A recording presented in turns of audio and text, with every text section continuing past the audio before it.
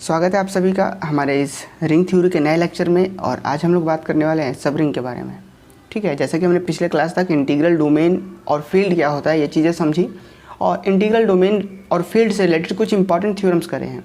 जैसे कि आप सभी को पता है कि लॉकडाउन की वजह से क्लासेस सेंटर पर नहीं हो पा रही हैं, इस वजह से 1 से 2 क्लास आपको पेपर पेन पे ही मैनेज करना होगा। ठीक है, तो जैसे ही लॉकडाउन खुलती है तो जो क्लासेस हमारा जिस तरीके से चल रहा था शेड्यूल वाइज चलेंगे। ठीक है, तो चलिए आज के क्लास में हम लोग सब रिंग को स्टार्ट करते हैं। ये भी बहुत इंपॉर्टेंट टॉपिक है सब रिंग, और इससे रिलेटेड हम लोग कुछ थ्योरम्स भी करेंगे। ठीक है, सब रिंग को समझने से पहले आपको पता होना चाहिए कि रिंग क्या होता है, जो कि मैंने बहुत बार बता रखा है क्योंकि हम लोग रिंग थ्योरी पढ़ रहे हैं। तो आपको पता था कि रिंग क्या होता था। रिंग एक नन एम्प्टी सेट से बना हुआ अलजेब्रिक स्ट्रक्चर होता था। ठीक है, मान लिया जाए एक आर आपका नन एम्प्टी सेट है।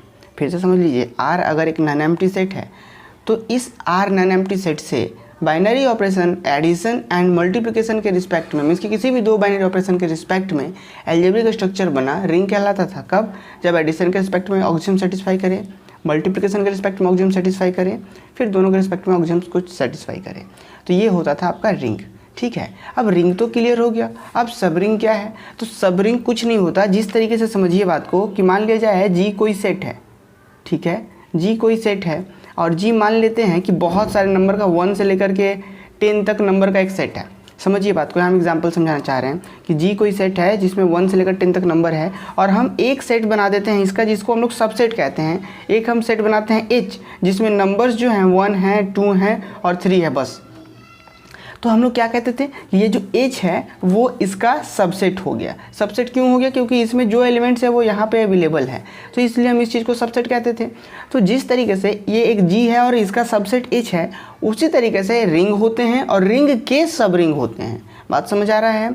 रिंग क्या होता है? रिंग के सब रिंग होते हैं। जिस तरीके से यहाँ पे G एक सेट था और H भी अपने आप में एक सेट है। आप अगर इसको सिर्फ देखिए, सिर्फ H को देखिए, तो H में कितने एलिमेंट्स हैं? 3 एलिमेंट्स है। H भी अपने आप में एक सेट है, लेकिन ये सेट किसी का सबसेट है। उसी तरीके से रिंग के सब रिंग निकाले जाते हैं। जैसे ये एक रिंग है तो इस रिंग के सब रिंग होते हैं। ठीक है, और वो सब रिंग क्या होते हैं मैं बताना चाहूँ आपको कि आपको रिंग होने के लिए क्या होना चाहिए भाई, कि ये एक नन एम्प्टी सेट होना चाहिए। आर एक नन एम्प्टी सेट होना चाहिए। आपको पता है कि जब आर एक नन एम्प्टी सेट होगा तो इस सेट का आप सबसेट इजीली निकाल सकते हैं। ठीक है, तो चलिए हम इसका सबसेट मान लेते हैं कि एस जो है वो आर का सबसेट है। चूँकि आर अपने आप में क्या है? एक सेट ही तो है। रिंग होने के लिए नन एम्प्टी सेट ही तो होता है। आर अगर सेट है तो हम एस को मान लेते हैं कि इस सेट का ये सबसेट है।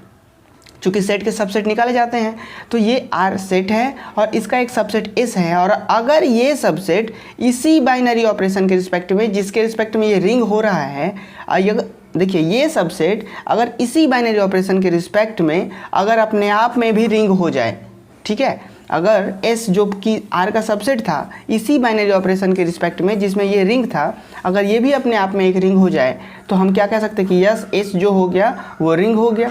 तो S रिंग तो हो गया, लेकिन S का R से क्या कनेक्शन है भाई, कि S जो है इसका सबसेट है। तो तब हम लोग क्या पाएंगे, ये रिंग तो है बट किसका? ये इसका सब रिंग है। ठीक है, सब रिंग का मतलब समझ में आ रहा है? सब रिंग क्या होता है? कुछ नहीं, रिंग का ही एक सबसेट हो सकता है, ऐसा कह सकते हैं हम कि इस आर का सबसेट लिए और ये सबसेट अगर अपने आप में इसी के ऑपरेशन के रिस्पेक्ट में रिंग है तो हम लोग इसी चीज़ को सब रिंग कहते हैं। चलिए प्रॉपर डेफिनेशन क्या होता है इस चीज़ को हम लोग देखते हैं।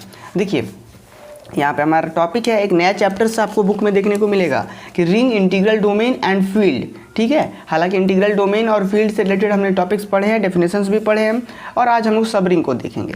ठीक है, तो सब रिंग में सबसे पहला जो डेफिनेशंस है, अभी मैंने समझाया सब रिंग क्या होता है। डेफिनेशंस देख लीजिए कि let R be a non empty set, R कोई नन एम्प्टी सेट है, such that R plus dot is a ring. मतलब आर कोई नन एम्प्टी सेट है, इस प्रकार से नन एम्प्टी सेट है कि ये जो अलजेब्रिक स्ट्रक्चर है वो रिंग कहला रहा है। फिर से समझिए, let R be a non empty set such that R plus dot is a ring.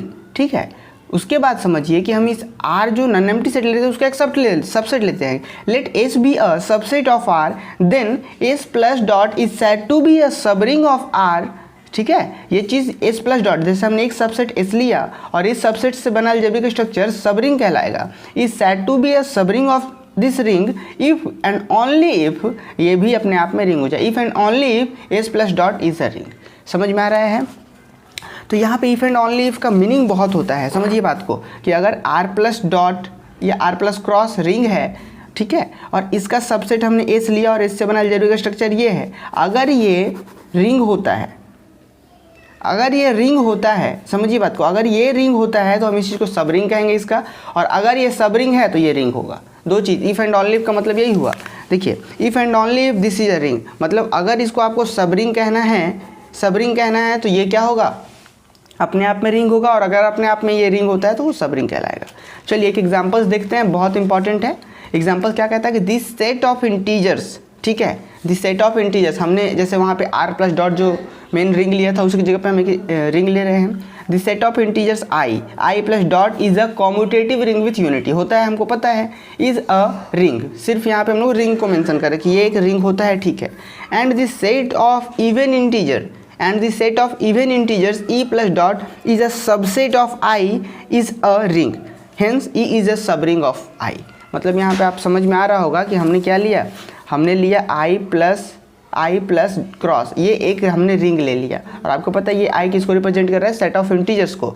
हम इस I का एक सबसेट ले लेते हैं E, जो कि किसे रिप्रेजेंट कर रहा है, सेट ऑफ इवन इंटीजर्स, जो कि आपको पता है ये क्या है, सेट ऑफ इवन इंटीजर्स, जो कि इसका सबसेट ही है, और ये भी क्या होता है, अपने आप में एक रिंग होता है। तो ये जब रिंग हो गया तो क्या कह सकते हैं कि ये चीज़ सब रिंग हो गया। इसी चीज़ को यहाँ पे बताया गया है। फिर से समझिए कि this set of integers I plus dot is a ring, and this set of even integers E plus dot is a subset of I is a ring, hence E is a subring of I, ठीक है। तो ये examples पूछा जा सकता है कि give an examples of सब रिंग, तो ये चीज़ें आपको लिखनी है। फिर दूसरा आप देख सकते हैं, the set of even integers e is a ring and the set of all integers are multiples of 8, मतलब even integers हम ले रहे हैं और उसके बाद इसका सबसेट कौन ले रहे हैं, multiples of 8 वाले, is a subset of e and is ring, hence s is a subring of I। तो ये चीज़ें तो बहुत ईजी है, मुझे नहीं लगता इन सब चीज़ों में मुझे ज़्यादा एक्सप्लेनेशन करना चाहिए। चलिए अब